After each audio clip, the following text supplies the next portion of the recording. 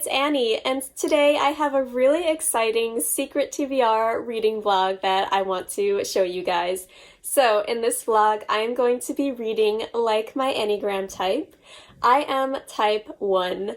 I would do the test in this vlog, but I've already taken the test a bunch of times, so there's really no point. I know for a fact I am type 1. So let me read you my type.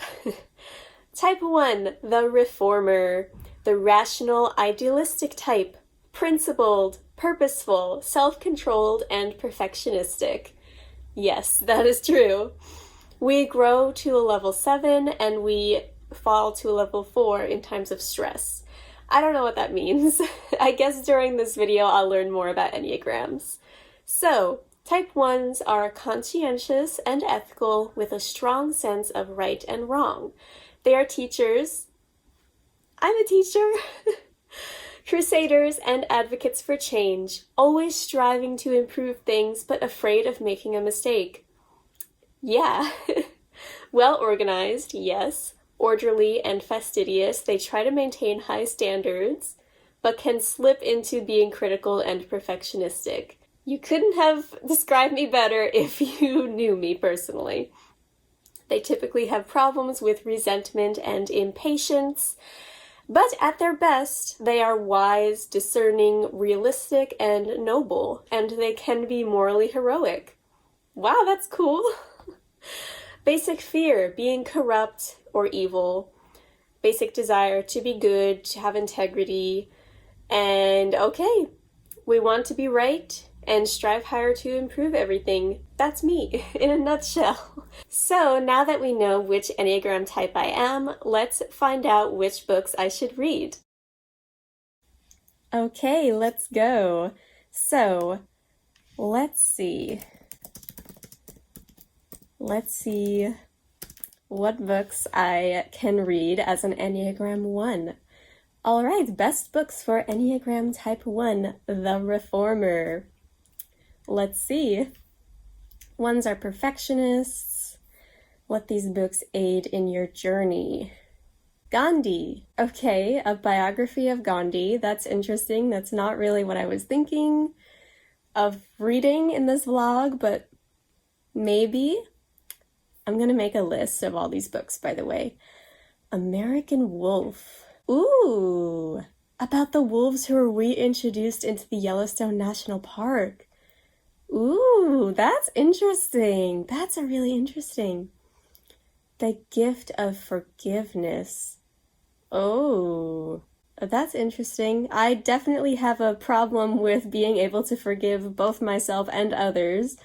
So this could be beneficial for me, absolutely. All right, I'll write those down and we'll see what else we can find. All right, let's see. The best books for your spiritual growth based on your Enneagram type. Okay, I can always do some spiritual growth. Oh, am I a Christ follower? I don't know. Ooh, Essentialism. I want to read that. That's on my TBR. Okay, that's what's gonna happen. Let me show you this. This is one of the self-help books that is on my TBR. I've heard amazing things about it, so yeah, this is gonna happen. I don't know how many books I'm going to choose for this. We'll see. Best book recommendations by Book Riot. All right. Ooh, I have this book on my TBR, The Incendiaries. It's about a cult to do with North Korea, and I really want to read this, so we are reading this. I Should Have Honor. Khalida was raised believing in the sanctity of an arranged marriage. Ooh. Deals with honor killings. Oh god, this sounds really heavy. Let's look and see what kind of rating it has. I don't know if I can handle this book right now, to be honest, but we'll see. Oh. Okay, it's Oh, it's a memoir. For some reason I thought it was fiction. Jeez. It's crazy. Fearless memoir about tribal life in Pakistan. Oh, wow. All right. You know what? I might read this. I'm not gonna say for good, but we'll see. It sounds depressing. Oh, I want to read this too, but it's for number 2. Oh well. All right. So far I have 2 definites. All right, let's see. Apartment therapy. The Girl with the Louding Voice. Ooh, I've been wanting to read this and I have not yet. Oh, all right. Okay. Let's think about this. It is about a 14-year-old Nigerian girl who wants to receive an education, but she's sold into marriage and she escapes and pursues her dream of education despite her trauma. Wow. And it's good for me because I'll admire her tenacity, determination, and devotion to her purpose. We are reading that. Okay, this should be interesting. The next book every Enneagram type should read. Okay. I don't know this podcaster, but whatever. I don't really need another self-help book. I'm just gonna say that. We have the Essentialism, and that's enough.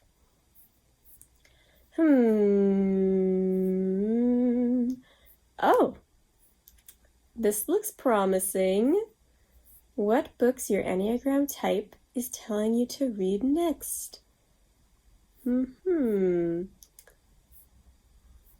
I like my type because it's always the first one in the articles.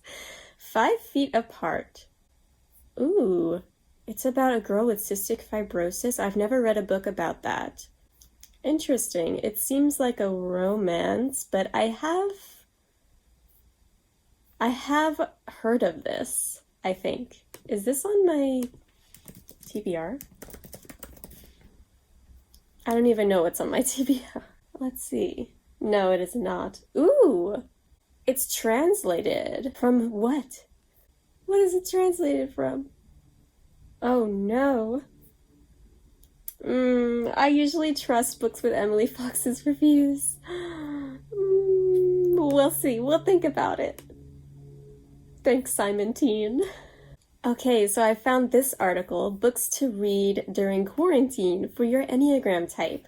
The Enneagram Type 1s, headstrong, idealistic. The Color of Law, interesting. Very relevant. Becoming. I have this on my TBR. Maybe I should read this. Maybe I should finally read this and stop being the only person who hasn't read Michelle Obama's Becoming. And The Immortal Life of Henrietta Lacks. This I've also been thinking about reading. The book explores ethics and consequences in an engaging way that's sure to intrigue and infuriate one. See, that's my problem with it. I am pretty sure that this book is going to make me angry. And I don't know if I really want to read something like that right now. Like, I know that that's the point, because you should be angry about this, but I don't know if I want to do that to myself right now. All right, I'm gonna come back and tell you guys which books I decided to read. Hello! All right, friends. So, I have decided which books I'm going to read for this challenge vlog. First, I would like to say that I watched a bunch of Enneagram recommendation videos on Booktube, and I decided to add the book The Immortalists, which again was gifted to me by Olivia Savannah from Olivia's Catastrophe. Thank you very much. And this was recommended by a little writer M, whose video I will have linked in the description below, for Enneagram 1s. So, since I have this physically, I figured, alright, I might as well use it, because I've been wanting to read it, and I don't have to go searching for it or buy anything new, so that's useful. And then the other 4 books that I'm planning to read are right here in my Libby app. They're all audiobooks. I'm kind of surprised I found them all because usually my library on Libby doesn't have the books that I want. But anyway, they are The Incendiaries by R.O. Kwon, Essentialism by Greg McKeown, Becoming by Michelle Obama, and The Girl with the Louding Voice by Abi Dare. So, Essentialism and The Girl with the Louding Voice are both on hold right now, but The Incendiaries is really short, so since it's available, I think I'm going to start with that. Also because it's honestly the most exciting book for me on this list. It actually has a super low rating. It has a 3.24 rating on Goodreads, which is just way low, like super, super low. And I think the only reason I added it to my TBR, even though it has such a low rating, is because it's about North Korea. So we'll see how it is, and I will come back with my thoughts. Okay, so I am 33% into The Incendiaries by R.O. Kwon, and I am not really sure what I think of it so far, but let me tell you the synopsis. It follows 3 college students, or at least 2. One named Phoebe, who is a Korean American student, one named Will, and one who is named John Leal, who was in the past imprisoned in a North Korean gulag. That's not really a spoiler, you learn it very, very quickly early on in the book. The writing is not what I expected. I think that might be why it has such low ratings, to be honest. The writing feels very stilted. Like, the sentences are all very, very short, and it feels almost robotic. And also, some things are a bit overwritten. Like, I know this is literary fiction, but it just doesn't feel like I am in the story. I feel like the writing is trying too hard, to be honest. But while I don't really like Phoebe's character, I am interested to see what happens, so I'll come back and let you know. Hello everyone! So, I am on my way home, and I woke up at 3:45 a.m. this morning because my brain hates me, I guess. So, I actually looked up, I know there are a ton of different things about like what Starbucks drinks your Enneagram is, and of course there are a lot of different ones, but the ones that I found the most for type 1 are some sort of either just plain latte or vanilla latte, and I'll link all those Pinterest pictures down below. So, since I woke up so early, I need something to kind of keep me going, and I like vanilla. I've never actually gotten a vanilla latte from Starbucks. I usually get a caramel macchiato. So I'll be trying something new, although it's not super exciting, but I hope I like it. And I am listening to The Incendiaries. Let me show you. I am 67% through, and I can definitely see why people don't like it. Like, half the book is just Phoebe and Will having sex. And that is not what I really wanted to read about. I wanted to read about a cult about North Korea.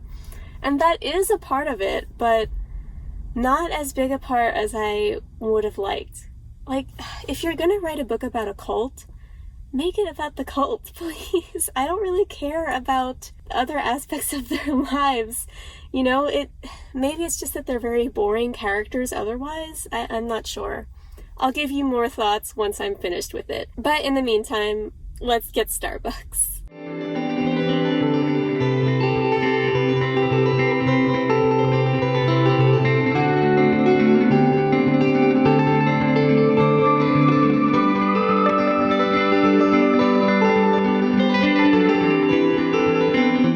Okay, I'm here. I finished The Incendiaries.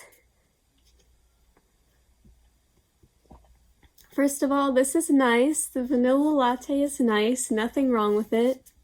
It's just not very exciting. And I feel like that's a running theme. Like, a lot of these, like, oh, your Enneagram type is blah, blah, blah. Like, those types of pictures on Pinterest or Instagram or anything.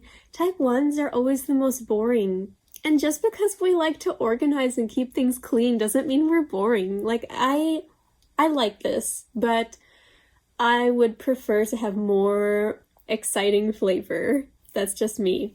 But anyway, I gave the Incendiaries 1 star. It was horrible. Don't read it. Don't do it. Don't do it. I have so many thoughts on this. I need to get my thoughts together. Okay, first of all, Will is the worst person in the world. He's awful. And I absolutely hate that he was the character we read about the most. Like, it was his point of view that we read about the most. He was just horrible. You might consider these spoilers. I am not going to give the context to them in the greater story, so I don't think they're spoilers. I wish that I had known about these things before I read it, because if I had known, I would not have read the book. He follows a random girl home, and when she starts to get scared and runs, he, like, gets insulted. He's like, oh, like, what? Why are you running? And he, like, runs after her. It's like, well, this is why I hate men. Like, if you want another man to hate, if you don't have enough already, read this book because you will hate Will. And also, he rapes his girlfriend. Just don't read this. It's awful. He rapes her, and then he keeps calling her. Like, she moves out, thank you, like, Phoebe, yes, please move out, save yourself. I couldn't deal with this, because it's not even written in a good way. If this sort of thing happens in a book, I expect it to have some sort of meaning, but it didn't. It just happened, and it was really disturbing to read about. And also, the synopsis of this book is misleading. It promises that it's about a cult, and I guess it is technically, but first of all, the cult is not about North Korea. That was very misleading. It has almost nothing to do with North Korea at all. From what I thought it would be about, I thought it would be about this guy who was imprisoned in the Gulag and then was kind of like Stockholm syndromed, and he came back to America believing in North Korea's policies and everything and their regime, and he would like have this cult of people to become sympathizers to North Korea, and that would have been really interesting. But no, it was just a standard Christian cult, which was boring. Like, how do you make a cult boring? I don't know, but you do. This book did, and I just there's so many things that I want to say, but this book doesn't deserve it. It doesn't deserve any more of my time. I think this book needed to be something different. I think the very, very bare bones premise was interesting. At least my bare bones premise with the actual North Korean cult is interesting. I think that if it had been told from the cult leader's point of view, or a cult member who wasn't Phoebe or Will, that would have been good. I could not get behind these boring characters. They were so bland. And also, like I mentioned before, the writing style was just so hard to get through. It was so try hard. It really grated on me after a while. Like, a thesaurus was used way too much while writing this book. I hated this. This is my first 1 star of 2021. I am really upset. But hopefully the next book I read for this will be better.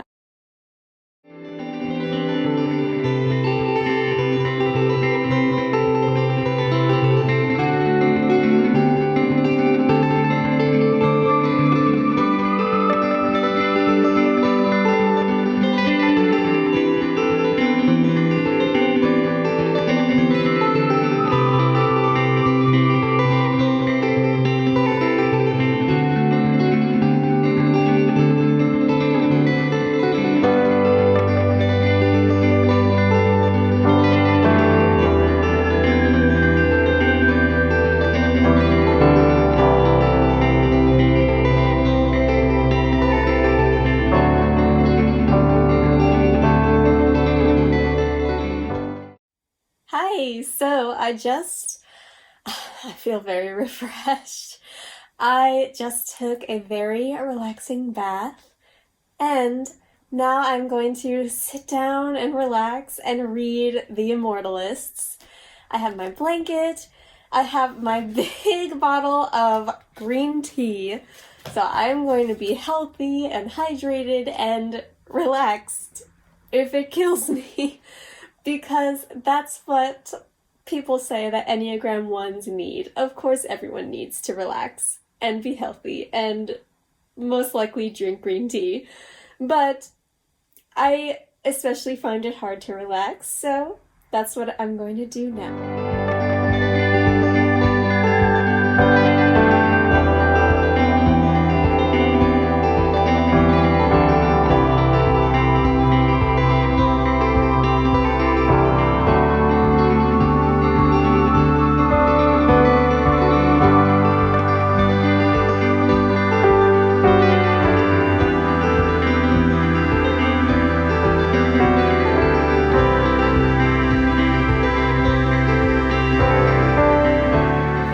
I just finished part 1 of The Immortalists, and this book's premise is that it follows 4 siblings who grew up in New York, and one day they go to this fortune teller who tells them the dates that they are going to die on, but they don't know how.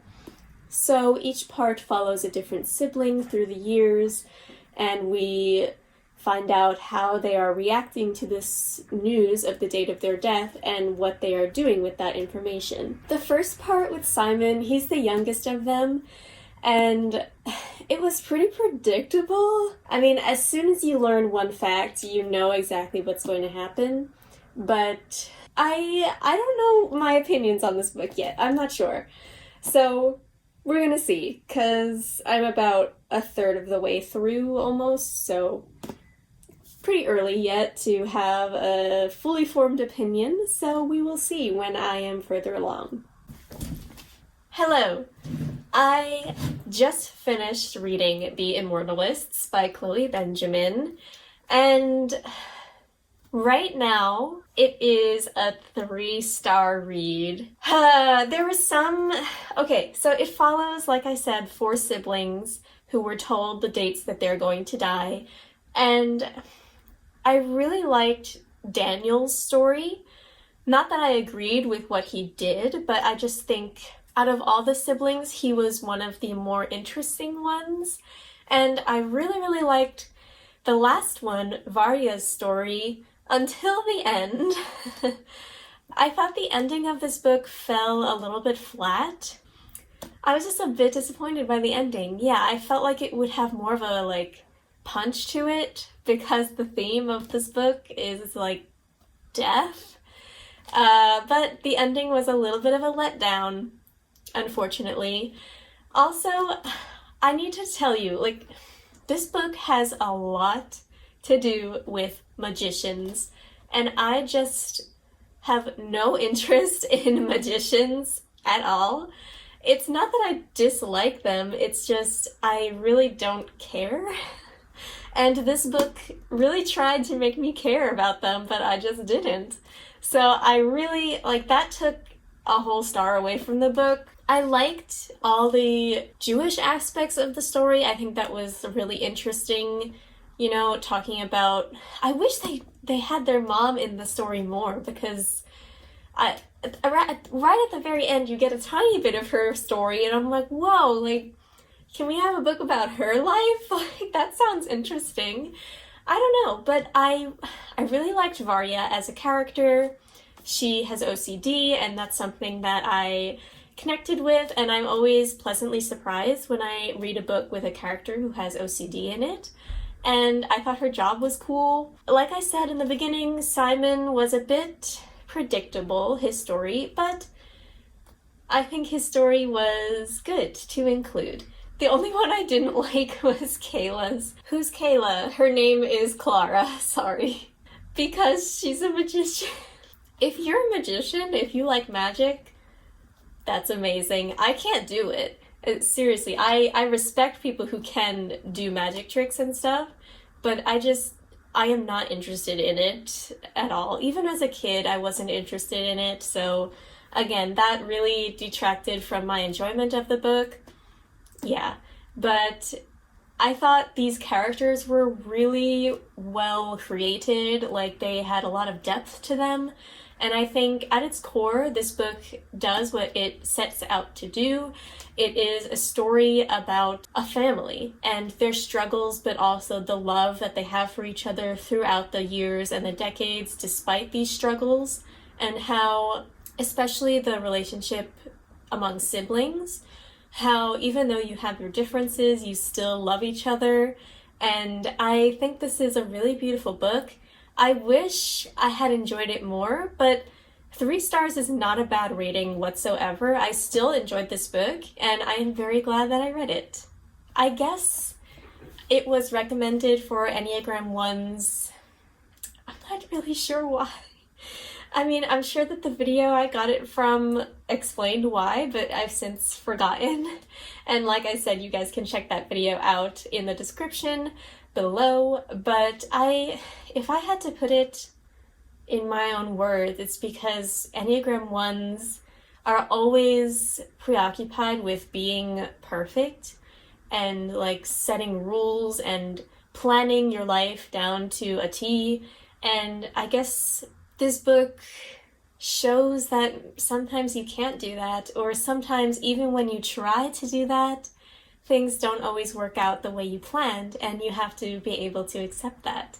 So I really liked this book's themes and messages, and I recommend this if you're interested. Hello! Today is a really nice day out, and also my hair looks really good for some reason, so I am in a good mood. And it's lunchtime, and I just downloaded Girl with the Louding Voice on audiobook. So I'm going to take a walk to Lawson's and take you guys with me. If you want to see a Japanese convenience store, this is your chance. And I'm very excited to start reading this. Here we go.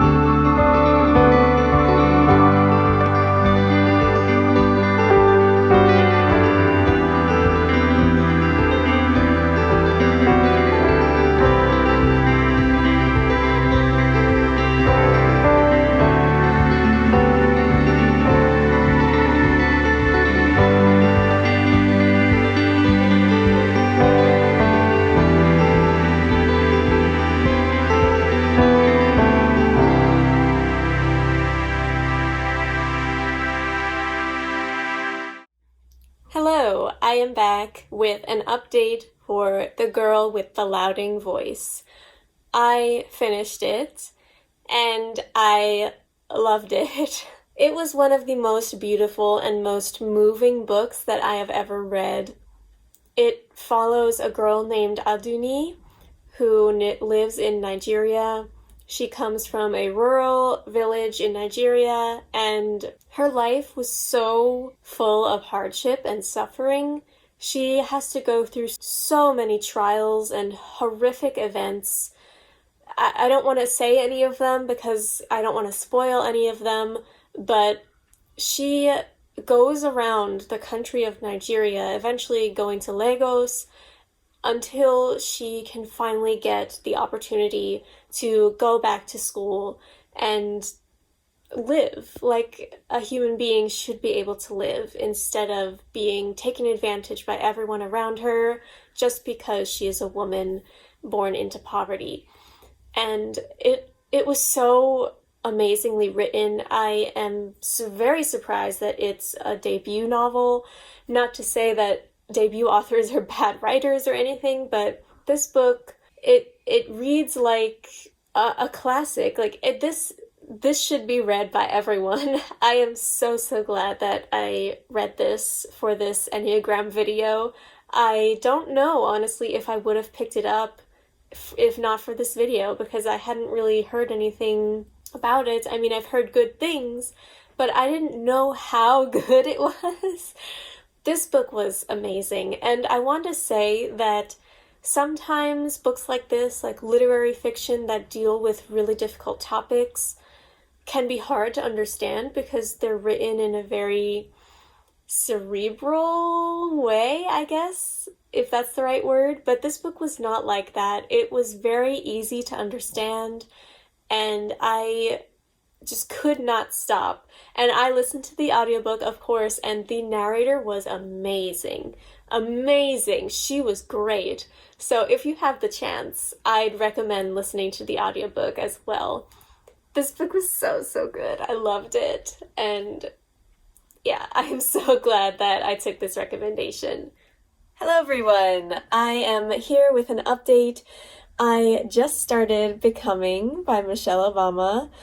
I am 12% into the audiobook. First of all, I just want to say that I am so impressed that Michelle Obama narrated her own audiobook. Like, I mean, I already loved her, obviously, but it feels like she is a very humble person. She narrated her own audiobook, and it's 19 hours long. That's a big undertaking.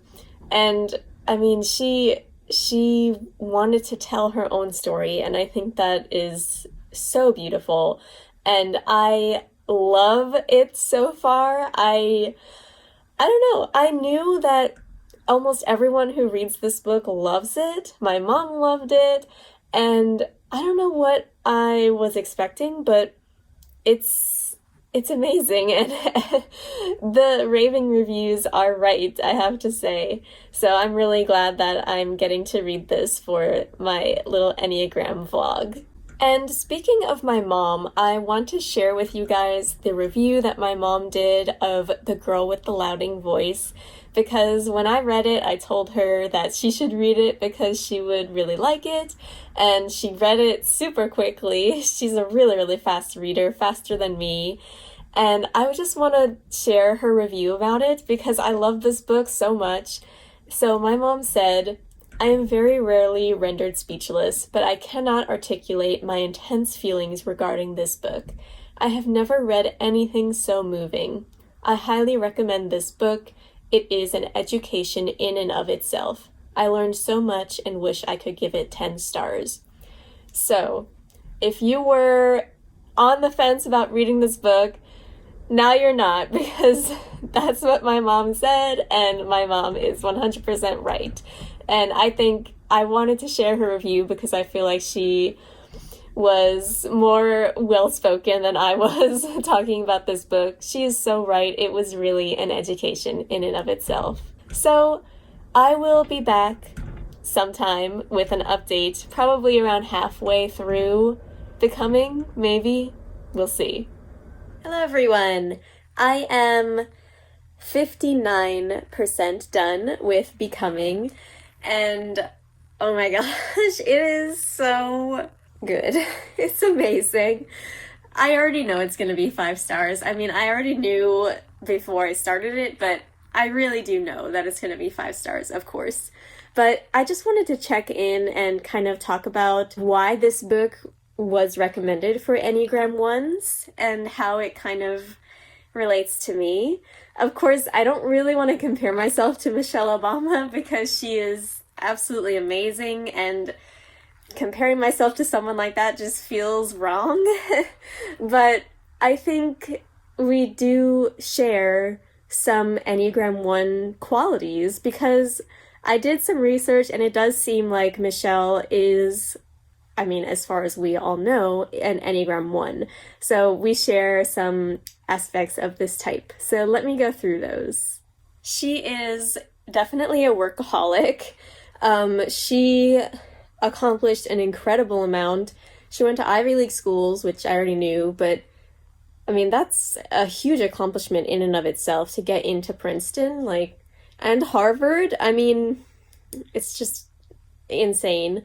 And there are a few things that she talks about, like she would alphabetize her folders. Even having folders is like something that I've learned most people don't really do.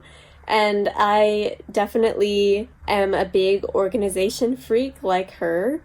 And also she talked about how she always feels too worried about what other people think about her and her accomplishments. She's always worried about was she good enough? Like, is she good enough? Is she doing enough?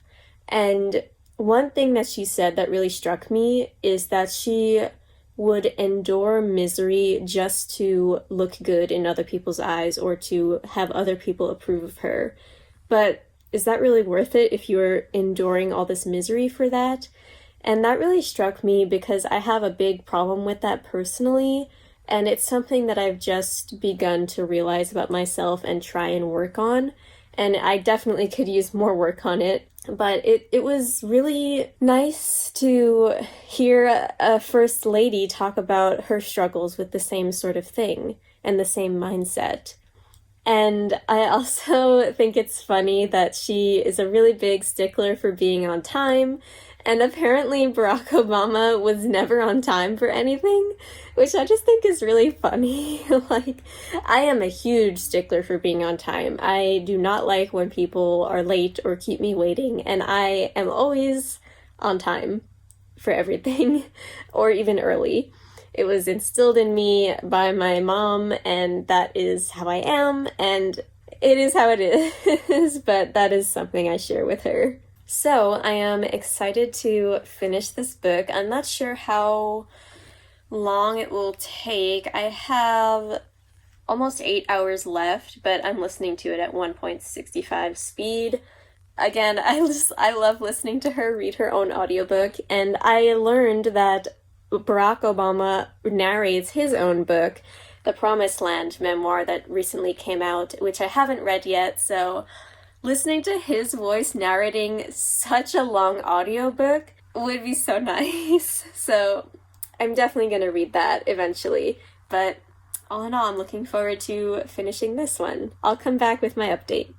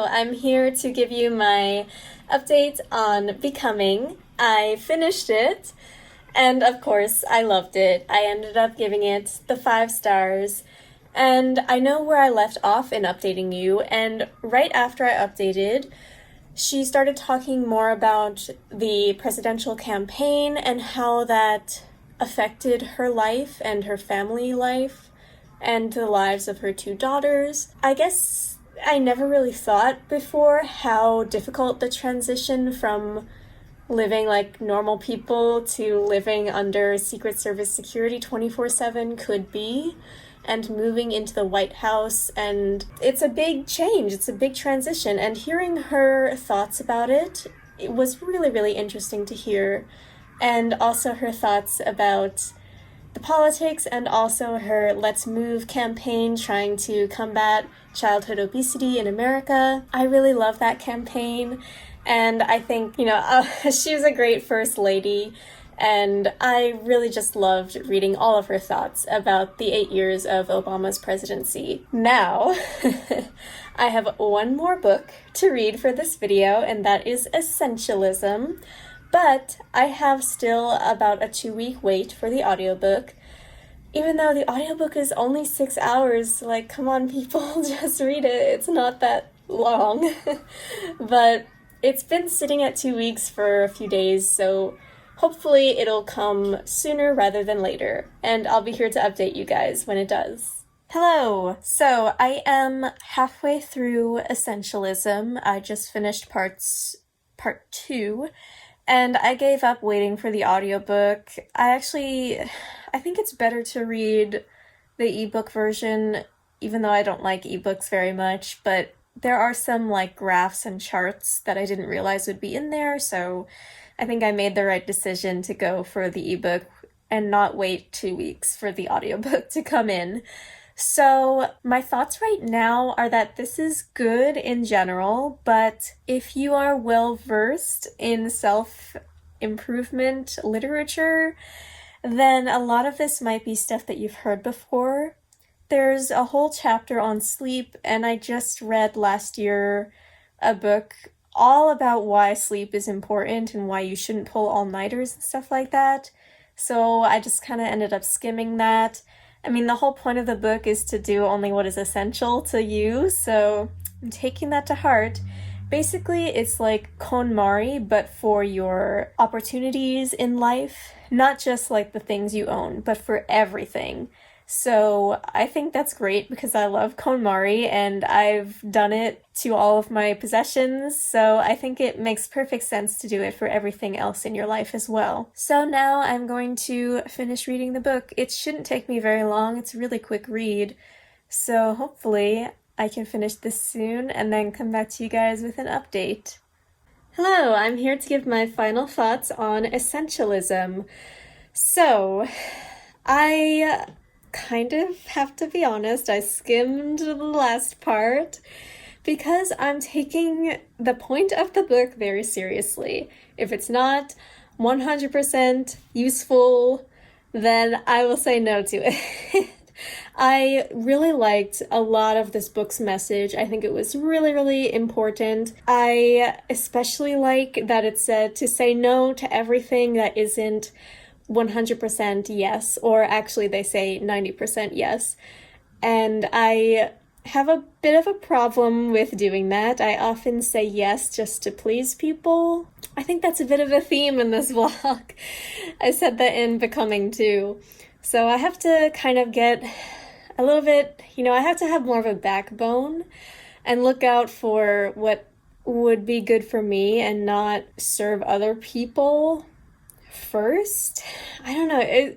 Am I saying this right? The point of the book is to take back your power, like to take back your ability to choose and not let other people live your life for you.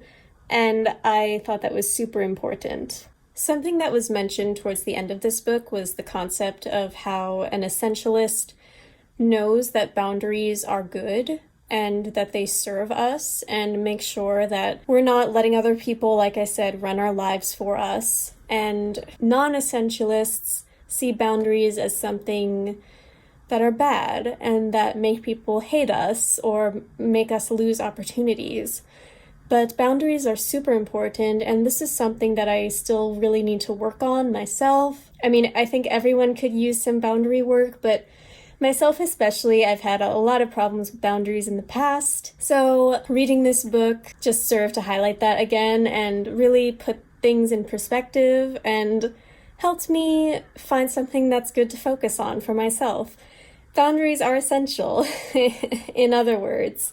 And knowing when to say no, And also, it's not as important, but something specific that I read is that when you're editing a book, less is more. Like, editing is not about adding stuff, it's knowing when to delete or take stuff away. And it's not just in a book, it's in life as well. And I really like that concept. It's about not getting attached to things that you might have invested time or money into, and you feel bad abandoning them or deleting them, but they just aren't serving your purpose anymore. And I think that was a really important concept in the book, that whole concept of like a sunk cost thing. It's kind of like gambling, I guess. Like, you feel like if you already put so much money into something, you have to put more until you win or run out of money. So it's really important to put things into perspective and just check and see what is really serving you.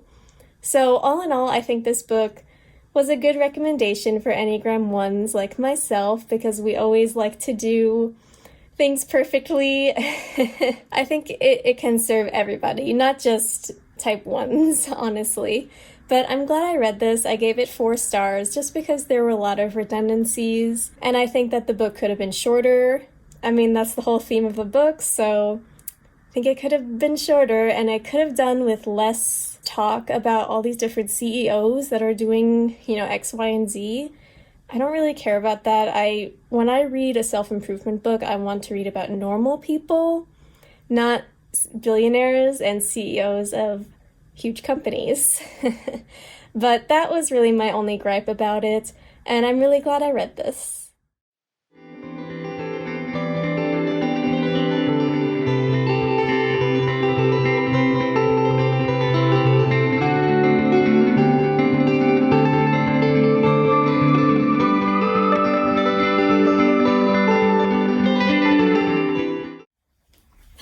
So I finished all of the books that I planned to read for this video. So let me do a little bit of a wrap up.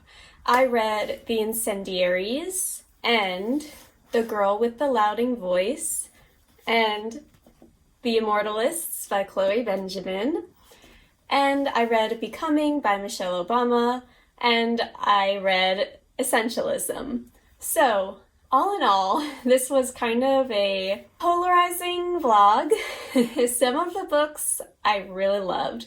Let's go from lowest to highest. I absolutely hated The Incendiaries, 1 star. It was absolutely the worst book I've read this year. It was awful, very disappointing. The next book was The Immortalists, which was not bad. I gave it 3 stars. I liked it fine, but, could have been better. However, I definitely understand why it was recommended for my Enneagram type. And then the next book was Essentialism, which I gave 4 stars. And then I had 2 5-star reads, Becoming by Michelle Obama, who is wonderful and just an amazing memoir, and then The Girl with the Louding Voice by Abidare, which is my favorite book that I've read for this vlog. Of course, it was 5 stars, and it's definitely my favorite book that I've read this month. Probably going to be in my top books of 2021 list at the end of this year, to be honest. I absolutely loved it, and I am so glad that I read it for this vlog. So thank you guys so much for watching. This was a whole lot of fun. It was so much fun. I am really glad that I decided to do this. And please let me know your Enneagram type down in the comments below. I really hope you enjoyed, and if you liked any of these books, also let me know. I'd love to hear your thoughts. So thank you so much for watching. I'll see you next time. Bye!